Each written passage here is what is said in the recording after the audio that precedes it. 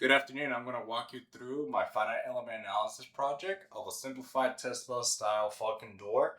The goal of this project was to evaluate how material selection, specifically aluminum versus steel, as well as the added mass of the component, layout, and the localized structural reinforcements affected the first natural frequency of the door. Mode 1 is our primary focus because it dictates the most significant global motion of the door, which is probably what's going to be seen with the wind-induced wobble at the free edge. And that could be noted here.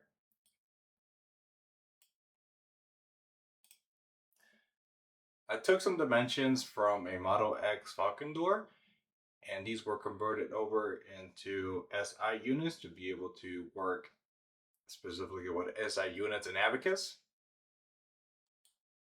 And walking you through, I just want to showcase the creep introduction of what we're going to be seeing in abacus. So essentially what was modeled here is the side door of a Falcon door to approximation. That's the best that could be done with the modeling tool. With the first model, I started off with just a simple door sheet, and then the hinges were located here. From this model, a lot was learned, and another model was essentially built, and it captures a little bit more. Besides that door sheet, it also has that pillar here. You have the glass, along with another pillar, which is what being noted here. And those material properties are going to be playing a big role as we discuss on the abacus model. Now that we have talked a little bit about the problem statement and what we're going to be modeling in abacus, I want to walk through some of the cases that were done. So essentially, case 0 through 4 assumes that the door sheet is going to be aluminum. And to be more realistic, case 10 to 14, those were essentially using steel for the aluminum. And that was assigned here for the material selection. What differs from case to case, it's going to be the way that the shape pans out. As noted here, for this case, what I added was essentially adding a mass distribution of the glass panel steel pillars throughout this whole hinge because I wanted to see how that behaved. For case 2, it's going to be essentially a mock-up of a glass and a panel, but they're not aligned where they should be.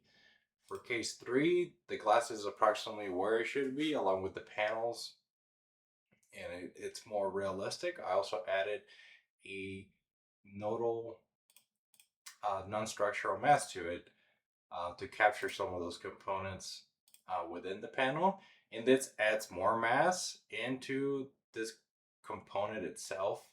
And whenever doing this, it's very cautious to note in case you are double dipping into the mass, which would affect results.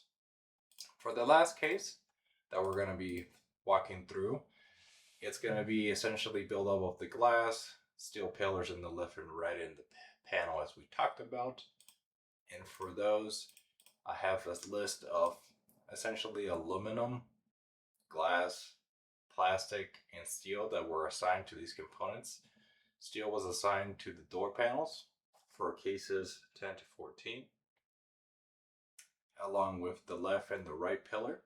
Glass was assigned to this section right here, and the panel, which is assumed plastic, was given properties as well.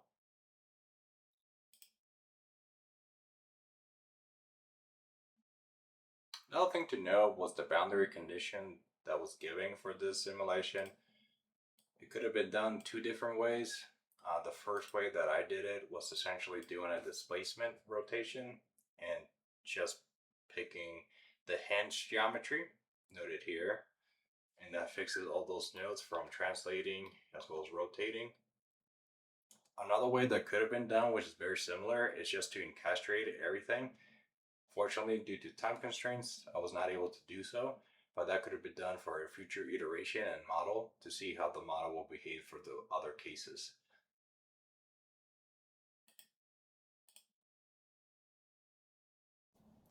Next, we're going to be working on the assembly. This was done by adding a dependent and dropping it in. From there, we can move into the step function, and this is essentially where we're going to be working. And from here, I use a linear perturbation frequency extraction. Abacus solves the eigenvalue problems using the assembled global stiffness and mass matrices. I requested the first 10 modes, but again, mode 1 is the most critical for equivalent stiffness comparisons. Also, since my model time unit is in seconds, Abacus outputs the cycles per time, which directly translates to hertz.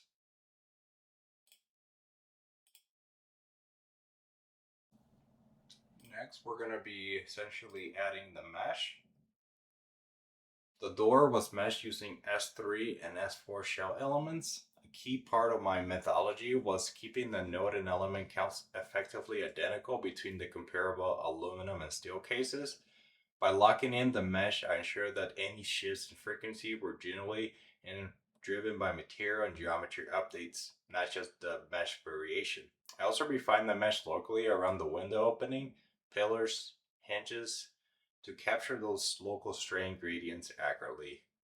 Also, something that I do like to do is verify how good the mesh is.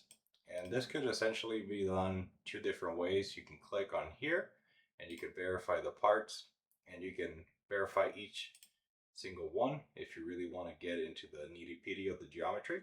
In this case, we're going to do here. And then from this part, we can see essentially if you have any default parameters. I usually keep it as a default. And we can highlight if there's any cell elements that are not accurately or good captures, since those can be affecting your results. So I did do this for all the cases just to make sure that all the elements were essentially good enough to run and wasn't going to impact the results. I also want to add that I did do a mesh study, and essentially what I was looking for there is to make sure that the results were not going to be skewed. And we can see here, after running all the cases, the results were compiled here.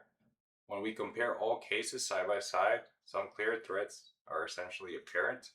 First, comparing the aluminum baseline to the steel baseline, which was cases 0 and case 10, the mode 1 frequency is nearly identical, both right.